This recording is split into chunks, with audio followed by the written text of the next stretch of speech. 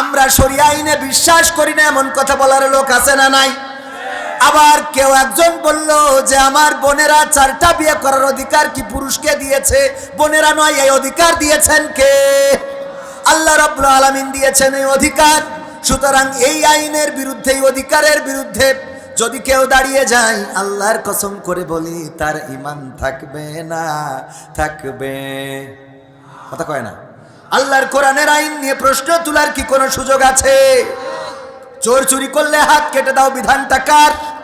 কেউ যদি বলে আহারে হাত কেটে দেওয়ার মতো এত নিষ্ঠুরতা কেন?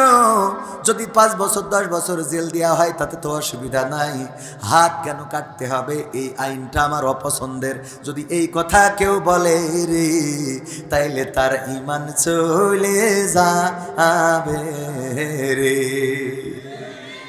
আমরা উযু ভঙ্গের কারণ জানি না, জানি না, নামাজ ভঙ্গের কারণও জানি।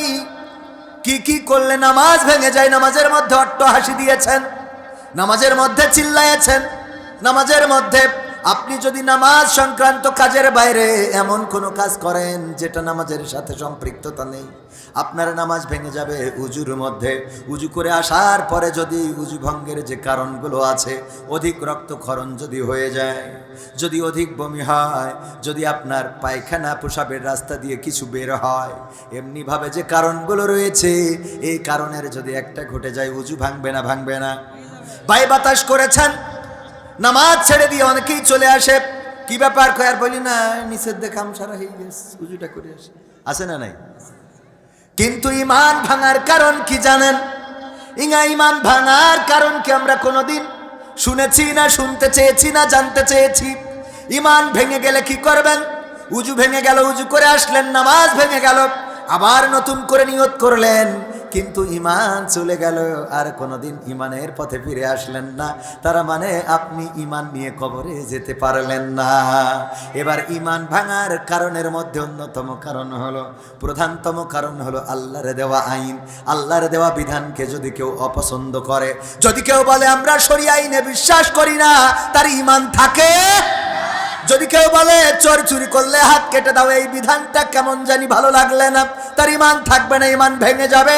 যদি কেউ বলে পুরুষরা 4টা বিয়ে করার অধিকার দিয়েছে, এমন সমাজ আমরা চাই না, এই কথা বললে তার ঈমান থাকবে। যদি সে জামাতের হয় তাও ঈমান থাকবে না, যদি সে হেফাজতের হয় তাও ঈমান থাকবে না, যদি সে চরমনার হয় তাও ঈমান থাকবে না। আর অন্য দলের হলি তো সেটা আপনারা বুঝে নেন, কথা কয় না। অন্যদের হলি কবে যে ও কি ঈমান আছে যে তাই আবার নতুন করে থাকবে, ঠিক না বেঠে? ঈমান থাকার জন্য, ঈমান আনার জন্য আল্লাহর কাছে নিবেদিত প্রাণ হতে হবে, গায়েবে বিশ্বাস স্থাপন করতে হবে। আল্লাহ বললেন যালিকাল কিতাবু লা রাইবা ফীহি হুদাল লিল মুত্তাকিন, এটা এমন একটা কিতাব যে কিতাবের মধ্যে কোনো সন্দেহ নেই।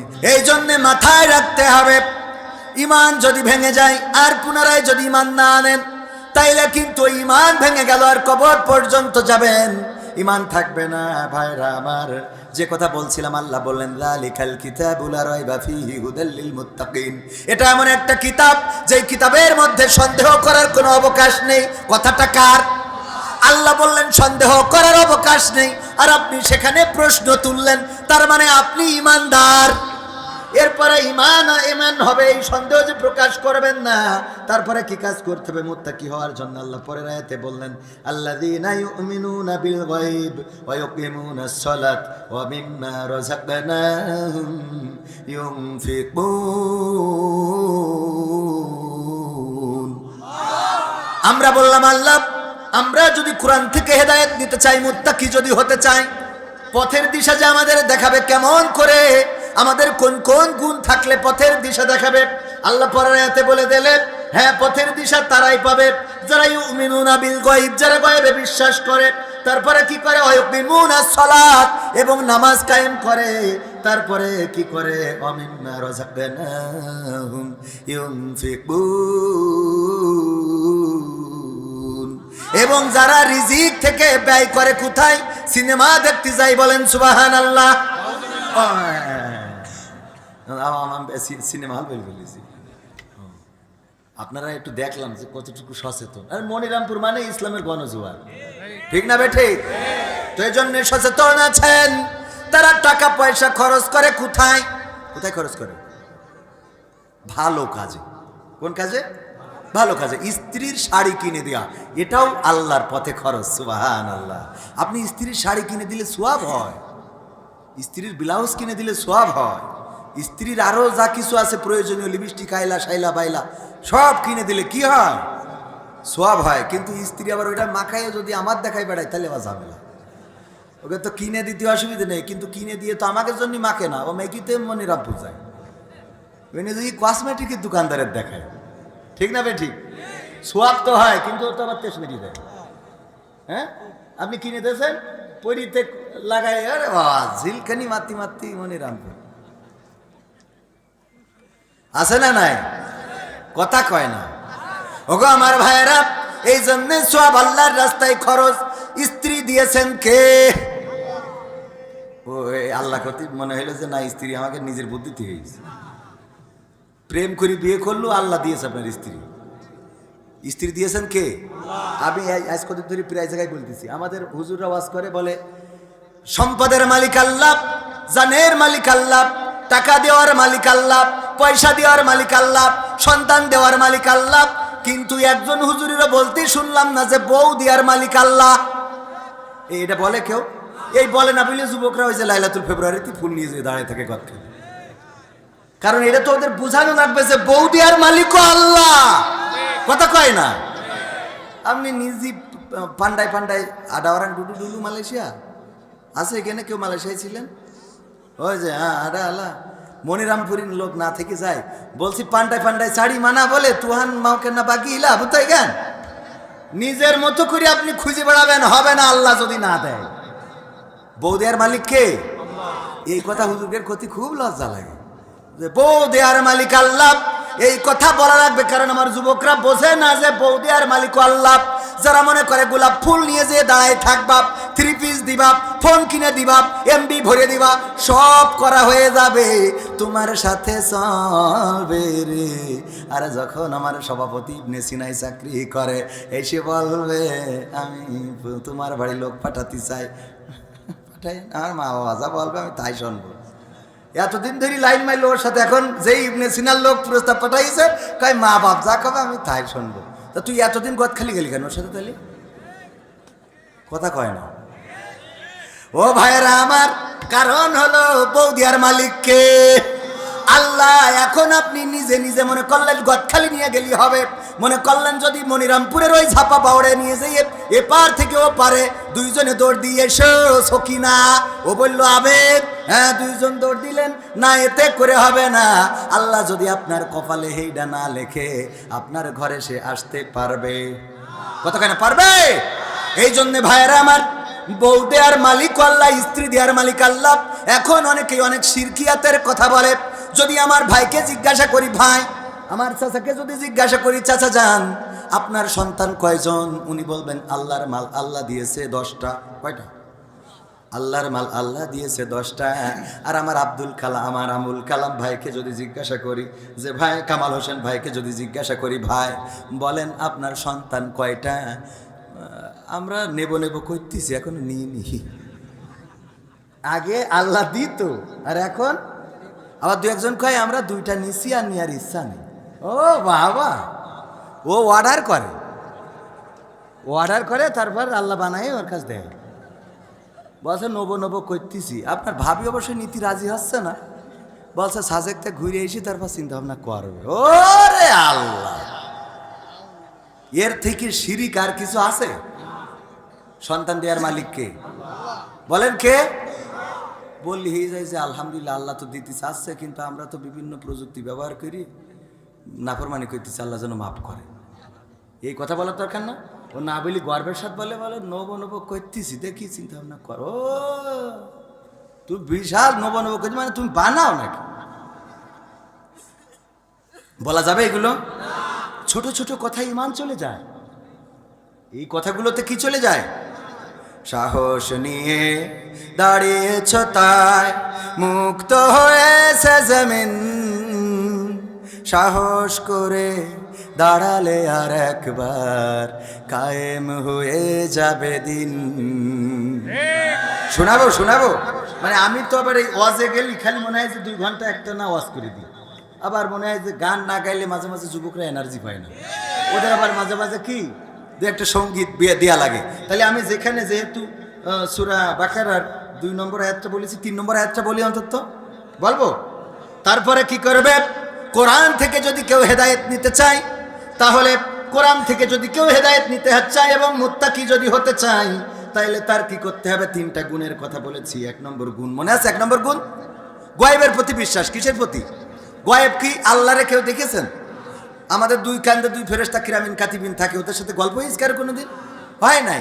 মুনকার নাকির কবরে গেলি প্রশ্ন করে, আমার দাদা আমার সাথে এসে বলি গেছে। এগুলো কি গায়েব? ফুলসিরাত দেখেছেন কখনো?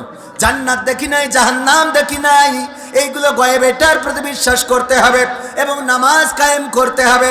নামাজ পড়ার কথা এক জায়গায় বলা হয়েছে, কায়েম করার কথা 82 জায়গায়। কয় জায়গায়? কায়েমটা কি? কায়েম হলো আপনি পড়বেন, সন্তানদের পড়াবেন, পরিবারকে পড়াবেন, গ্রামের লোকের পড়াবেন, সমাজের লোকের পড়াবেন, দেশের লোকের নামাজ পড়াতে বাধ্য করবেন, এটাই হলো কায়েম করা। নামাজ যদি এই রাষ্ট্রে কায়েম হয়ে যায় রে, তাইলে তাবলিগ জামাত নিয়ে আর দাওয়াত দেওয়া লাগবে না। আমাদের এসে এসে আর বলা লাগবে না, ওগো ভাই আজান হয়ে যায় চলো মসজিদে চলো, এটা বলা লাগবে না। আমার দেশে যদি ইসলামী সরকার রাষ্ট্র গঠন করে, তাইলে সংসদে বিল উত্থাপন করবে যে বাংলাদেশ মুসলিম অধ্যুষিত বাংলাদেশ, যেখানে 90 বা 95% মুসলমান, সেখানে নামাজ কায়েম থাকা দরকার রাষ্ট্রীয়ভাবে। মাননীয় স্পিকার, আমরা দাবি জানাচ্ছি বাংলাদেশে রাষ্ট্রীয়ভাবে নামাজকে কায়েম করা হোক। মাননীয় স্পিকার বলবে সংসদে বিল উত্থাপন হয়েছে, নামাজ কায়েম করতে হবে রাষ্ট্রীয়ভাবে। এই বিলের পক্ষে যারা তারা হ্যাঁ বলুন, বিপক্ষে যারা 150-এরও বেশি লোক যদি বলে হ্যাঁ আমরা নামাজ কায়েম চাই, মাননীয় স্পিকার বলবে যে আমার মনে হয় হ্যাঁ জয়যুক্ত হয়েছে, হ্যাঁ জয়যুক্ত হয়েছে, হ্যাঁ জয়যুক্ত হয়েছে। সুতরাং আগামীকালকে থেকে ফজরের নামাজ থেকে শুরু হয়ে গেল 5 ওয়াক্ত বা জামাত মুসলমান যে তার নামাজ পড়তে হবে, না পড়লে 3 মাসের কারাদণ্ড, 5টা বেত্রাঘাত। এই যদি আইন করি দেয় আমাদের অরবিন্দ দাদা আজান হলি মসজিদ ধরবে কি যে না জানি। আবার তো আমি কি করি বুঝবো যে আমি মুসলমান না? হ্যাঁ, মানে কাটা না কাটা কোন থেকে করে বুঝবো? কারণ দাড়ি তো মুসলমানেরও নাই, হিন্দুরও নাই, কথা কয় না। 60 মুসলমানরাও গায়ে দেয়, হিন্দুরাও গায়ে দেয়। তাহলে এখন ভাই বুঝবে কি করে যে আমি মুসলমান না আমি হিন্দু? বুঝতে পারবেন অরবিন্দ দাদা? বেকায়দায় পড়ে যাবেন না তো। এই জন্যই দেখবে ঝামেলা করি, অন্য কিছু না খুলে হাত মুখ ধুয়ে উজু করে আসি নামাজ পড়ি, ঠিক না বেটে? বাবা এটা একটু মজা করে বললাম, আসলে সেটা না। নামাজ কায়েম হয়ে গেলে আমাদের আর এরকম করে ওয়াজ করা লাগবে, অটোমেটিক সব কিছু চলতে থাকবে ইনশাআল্লাহ। বক্তাদের এই যে হুজুরির মেলা টাকা দিতে গেছে না, অনেক কষ্ট হয়ে গেছে যুব সমাজ। যদিও আমি এত অল্প টাকায় আসি না, তো আইসি আলহামদুলিল্লাহ ভাইদের সম্মানে।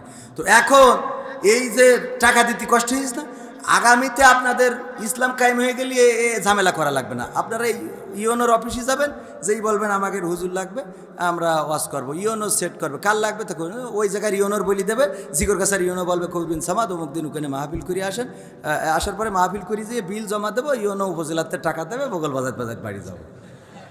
হ্যাঁ কি ভাই, কোনো টেনশন আছে আপনাদের? আলহামদুলিল্লাহ ইসলাম কায়েম হয়ে গেলে। একজন বলছে যে হুজুর ইসলাম তো অনেক কিছু বানাইছে, যেমন ধরেন ইসলামী ব্যাংক যেখানে টাকা রাখলে সুদ হয় না, ইসলামী লাইফ ইন্স্যুরেন্স করেছে যে এটা সুদ মুক্ত, ইসলামী টিভি করেছে যে এটা দেখা যাবে, ইসলামী ইউটিউব চ্যানেল আছে, ইসলামী বই মেলা এই সেই সব আছে না ইসলামী। তা আমরা যারা বিড়ি খাই, তা এটা ইসলামী বিড়ি বললে কিছু বানাবে কিনা?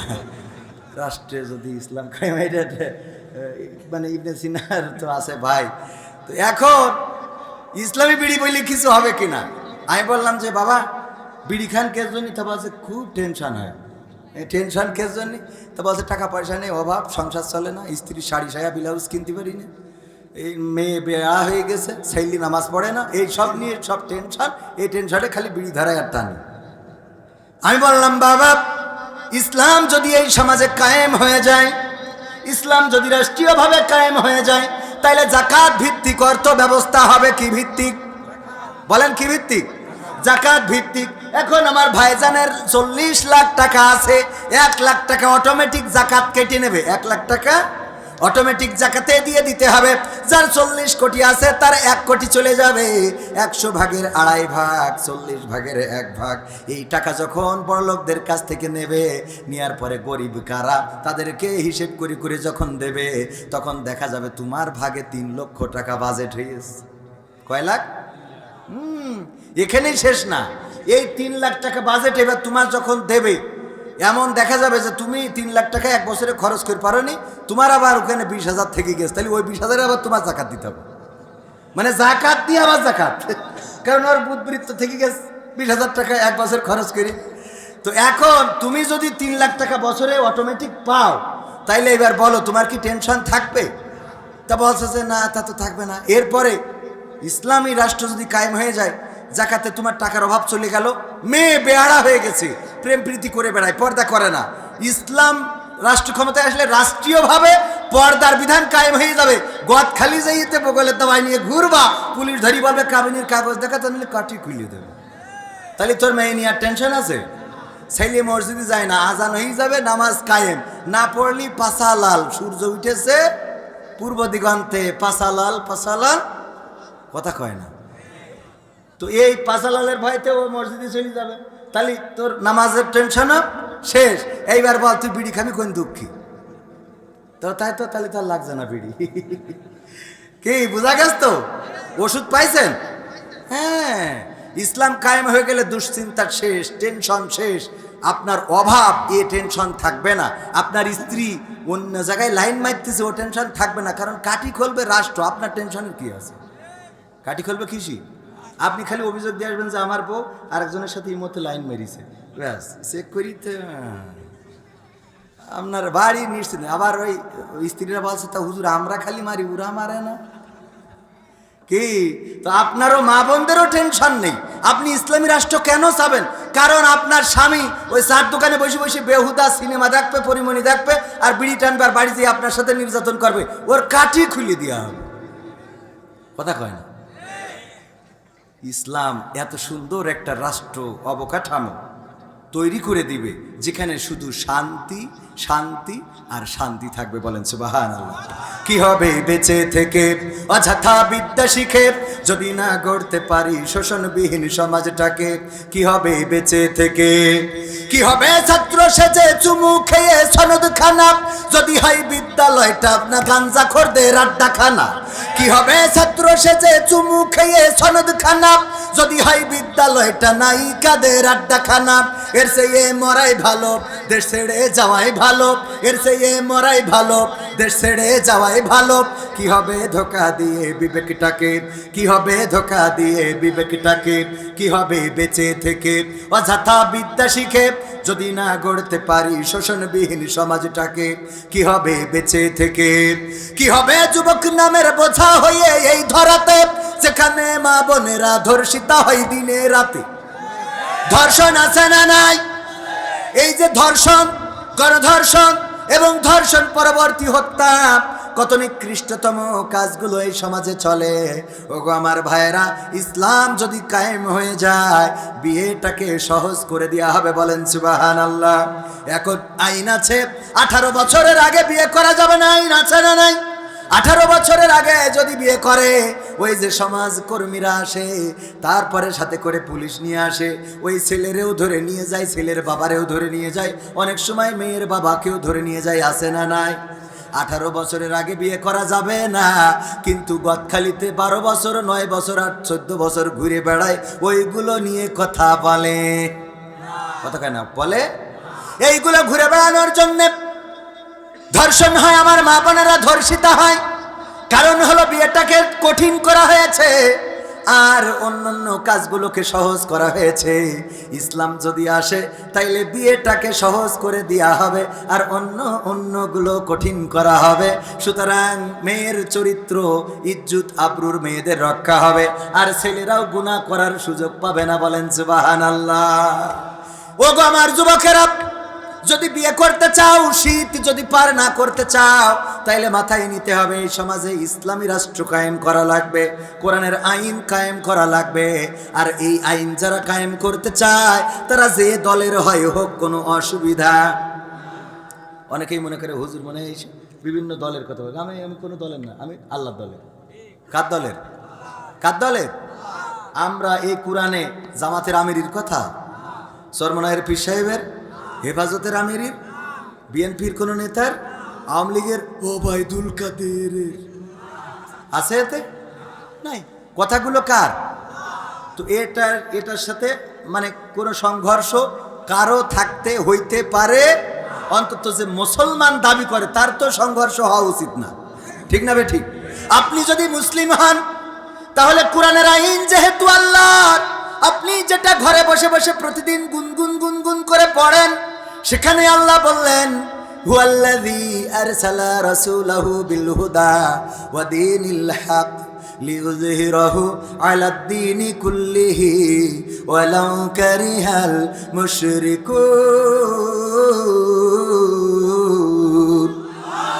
এই আয়াতটা বিএনপির লোক পড়ে না, আওয়ামী লীগের লোক পড়ে না। কারণ কোরআন যদি পড়তে হয়, পুরো কোরআনটা যদি পড়তে হয়, এই আয়াতটা বাদ দিয়ে পড়ার কোনো সুযোগ আছে? আমার আল্লাহ বললেন, ওগো রাসূল, আমি আপনাকে পাঠালাম দিনে হক, সত্য দিন সহকারে তথা কোরআন সহকারে, যেন আপনি অন্য যত দিন আছে, অন্য যত দল আছে, অন্য যত ধর্ম আছে, সব ধর্ম, সব দল, সব মতের উপরে আমার দিনকে বিজয়ী করে দেখান, আল্লাহর দিনকে বিজয়ী করে দেখান। এই জন্যই পাঠিয়েছেন আল্লাহর রাসূলকে আল্লাহ রাব্বুল আলামিন, এবং বলেই দিয়েছেন এতে করে মুশরিকদের মন্তরের মধ্যে যতই জ্বালা পোড়া হোক না কেন কোনো অসুবিধা। কথা কয় না? কথাটা কার? আল্লাহ কি বললেন? যে সব দিনের উপরে, সব মতের উপরে কার মতকে বিজয়ী করতে হবে? কথা কয় না? কার মতকে? আল্লাহর মতকে যদি বিজয়ী করতে হয় তাইলে আল্লাহর দিনের পথ ধরতে হবে। এখন যদি বিএনপি থেকে ঘোষণা আসে আর কোন মানব রচিত মতবাদ নয়, আল্লাহর জমিনে আল্লাহর দিন চলতে হবে, তাইলে সেই বিএনপি হলো আল্লাহর দল। এখন যদি আওয়ামী লীগেরা বলে আমরা বুঝে ফেলেছি, আমরা এতদিন বুঝি নাই, ৭২-এর সংবিধান চেয়েছি, ৭২-এর সংবিধান ৭১-এর সংবিধান নয়, আল্লাহর জমিনে আল্লাহর দেওয়া সংবিধান অনুযায়ী দেশ চলবে, তাইলে সেই আওয়ামী লীগও করা যাবে না? যাবে না? জামাত ইসলাম যদি বলে আল্লাহর জমিনে কোরআনের আইন চালাবো না, আমরা পাশ করার পরে ডাক্তার শফিকুর রহমান এবং আমাদের প্রধান অতিথি জনাব মোহাম্মদ কামাল হোসেন যা লিখে দেবে সেই অনুযায়ী দেশ চলবে, তাহলে কি সেই জামাত ইসলাম করা যাবে? কথা কেনা যাবে? এইটাই হলো আমার আজ। আপনি মিলাবেন কোরআন দিয়ে, আপনি মিলাবেন হাদিস দিয়ে, আপনি মিলাবেন আমার রাসূলের চরিত্র দিয়ে, আপনি মিলাবেন আমার রাসূলের আদর্শ দিয়ে। রাসূলের আদর্শ, চরিত্র, ব্যবহার যেই মানুষটার সাথে যায় সেই মানুষকে ইক্তেদাহিতু বেহেজাল ইমাম বলতে কোনো অসুবিধা নাই। কিন্তু যেই মানুষটার মধ্যে আল্লাহ রাসূলের চরিত্র আদর্শ নাই, সেই মানুষ যদি বলে আমরা মদিনার ইসলাম মানি, বুঝবেন আসলে কোনো ইসলামই মানে না। আছে না নাই? অনেকেই বলে কিন্তু মানে। আল্লাহ রাসূলের ইসলাম যদি মানে, মুখে দাড়ি থাকার দরকার আছে না নাই? কারণ দাড়ি হলো কার সুন্নাহ? আল্লাহ রাসূলের সুন্নাহ। শুধু সুন্নাহ না, এটা এমন একটা গুরুত্বপূর্ণ সুন্নাহ, আল্লাহর নবীর এই সুন্নাহটা পৃথিবীতে যতগুলো সুন্নাহ আছে সব সুন্নাহ দুনিয়ায় রেখে যেতে হবে। আপনি মেসওয়াক করতেন, মেসওয়াকটা থেকে যাবে। আপনি মিষ্টি খাইতেন, খাওয়ার শেষে সেটাও থেকে যাবে। আপনি জুব্বা পরতেন রাসূলের সুন্নাহ মেনে, সেটাও থেকে যাবে। আপনি টুপি মাথায় দিতেন, রাসূলের সুন্নাহ মেনে থেকে যাবে। শুধুমাত্র একটা সুন্নাহ আপনার সাথে কবরে যাবে, সেটা হলো আপনার মুখের দাড়িটা। আমার রাসূলের এই মার্কা, এই প্রতীকটা আপনার সাথে কবরে যাবে। যখন বলবে মান রব্বুকা ওমান দীনুকা ওমান নাবিয়ুকা, আপনি যদি বলতে পারেন আমার রব আল্লাহ, আমার দ্বীন ইসলাম, আর রাসূল আমার নেতা, এই কথা যদি বলেন, অথবা কোন বর্ণনায় এসেছে রাসূলকে দেখানো হবে সাল্লাল্লাহু আলাইহি সাল্লাম এবং বলা হবে ইনিকে, আপনি বলবেন এটা আমার নেতা, তখন ফেরেশতারা বলবে এটা যদি তোমার নেতা হইতো তাইলে তোমার নেতার মুখে দাড়ি আছে, তোমার দাড়ি কই? ধরা খাবো না? ওগো আমার ভাইরা, পার পাওয়া যাবে না। আমার সমস্ত জায়গায় আমি প্রতীক লাগালাম, দাড়ি পাল্লা, কি পাল্লা, এখানে মাথায়, কপালে, পাঞ্জাবি, এখন সব তো মার্কা আলা জিনিস পাওয়া যাচ্ছে না? সব লাগাইছি। লাগানোর পরে যেদিন তারেক রহমান বাংলাদেশের আগামী প্রজন্মের জন্য যিনি অবিসংবাদিত নেতা হতে পারতেন অথবা পারবেন, আল্লাহ কবুল করুন, পড়েন আমিন। এই তারেক রহমান যখন দেশে আসবে, সব জায়গায় দাড়িপাল্লা লাগায় আমি যে যদি বলি, ওগো তারেক রহমান আমি আপনার ভালোবাসি, সারা জায়গায় কি মানবে? তারেক রহমান ভদ্রতার কারণে কিছু না বললেও আশেপাশে যেসব নেতাগুলো থাকবে ওরা তো মানে কুশাই মারি ফেলবে, ঠিক না ঠিক? কবে ও ঢুকলো কেন? আবার যদি ধানের শীষ লাগাই সব জায়গায় ধানের শীষ লাগালাম, লাগানোর পরে আমার মার্কা টুপি, আমার কোট কোটি পাঞ্জাবি জুব্বা যা আছে সব ধানের শীষ লাগাই নিয়ে যে আমি অ্যাডভোকেট গাজী এনামুল হককে বলতেছি আমি আপনার ভালোবাসি। অ্যাডভোকেট এনামুল হক বলবে যে আমি তো বয়স হয়েছে, আমরা তো মারা আসলে এটা যায় না, আপনি এক কাজ করেন, এই লোকজন এক কাজ করে রাস্তায় করি পাবনায় থেকে আসো, কনে থেকে আসো ভদ্রতার সাথে। কারণ ও আমার এসে বলে ভালোবাসি, সব জায়গায় ধানের শীষ, কথা কয় না। প্রতিটা দলের প্রতীক আছে না নাই? আল্লাহ রাসূল সাল্লাল্লাহু আলাইহি সাল্লামেরও কিছু প্রতীক আছে। সেই প্রতীকের মধ্যে টুপি, দাড়ি, পাঞ্জাবি, জুব্বা, মেসওয়াক, খাওয়ার শেষে মিষ্টি খাওয়া, এইগুলোর পাশাপাশি আরো কিছু আছে। আল্লাহ রাসূল সাল্লাল্লাহু আলাইহি সাল্লাম দিন কায়েমের জন্য নিজ হাতে তরবারি ধরে লড়াই করেছে না করে নাই? লড়াই শুধু করেন নাই, আল্লাহ রাসূল দিনের দাওয়াত দিতে যেয়ে মার খেয়েছেন, আবু জাহেল মাথা ফাটিয়ে দিয়েছেন, কপাল ফেটে রক্ত বেরিয়েছে, রক্ত ফিনকি দিয়ে বের হয়েছে।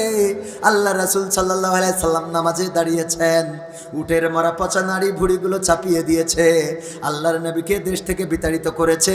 তাইফের রাস্তায় আল্লাহ রাসূল সাল্লাল্লাহু আলাইহি সাল্লাম রক্তাক্ত হয়েছে, পড়ে গিয়েছেন, আবার ধাক্কা দিয়ে সামনে দিয়েছে, আবার পড়েছেন, আবার সামনে দিয়েছে। ওগো আমার যুবকেরা, যেই রাসূল সাল্লাল্লাহু আলাইহি সাল্লাম এত কষ্ট করলেন কিসের জন্য, কাদের জন্য? আজকের আমার কলেজার টুকরা যুবকেরা, আমাদের পরকালের ময়দানে তুমি যারে ভালোবাসো, আমার মা, আমার বাবা, আমার বউ, আমার সন্তান, আমার প্রেমিকা, আমার প্রেমিক, কেউ পরকালের ময়দানে আমার পরিচয় দিবে না। একমাত্র শুধুমাত্র আমার নবী সাল্লাল্লাহু আলাইহি সাল্লাম আমাকে উম্মত বলে পরিচয় দিবেন। বলেন আল্লাহু আকবার। এত ভালোবাসেন, যেই ভালোবাসাকে কেন্দ্র করে কয়েকদিন আগে বিনোদিয়া পার্কে মহেশপুর নাকি ঝিনেদার কোটচাঁদপুর না কোন থানার জানো প্রেমিক প্রেমিকা একসাথে এসে বিষ পান করেছে, যে দুইজন যদি ওরা বিয়ে করে, যেহেতু ওর আগের পক্ষে বউ আছে, বাচ্চাও আছে, আগের একটা বউ আছে, পক্ষের বাচ্চাও আছে, এখন প্রেম করে ফেলেছে এমন একটা মেয়ের সাথে যে তার পরিবারও মানতে চাইবে না, আবার ওই মেয়ের পরিবারও মানতে চাইবে না যে কেন বিবাহিত ছেলেকে বিয়ে করেছো।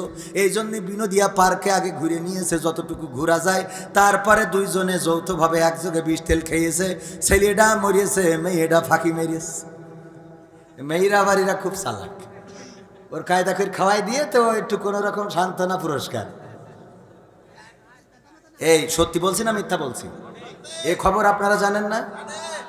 ভাইরা আমার, এই যে বিনোদিয়া পার্কে বিষ খাইলো, ঘাস মরা ওষুধ খাইলো, ছেলে মারা গেল, দুনিয়া ছেড়ে চলে গেল, মেয়েটা এখনো বেঁচে আছে। এই যে প্রেম, এই যে ভালোবাসা, এই ভালোবাসা পরকালের ময়দানে কোনো কাজে দিবে না, কেউ আপনার পরিচয় দিবে না।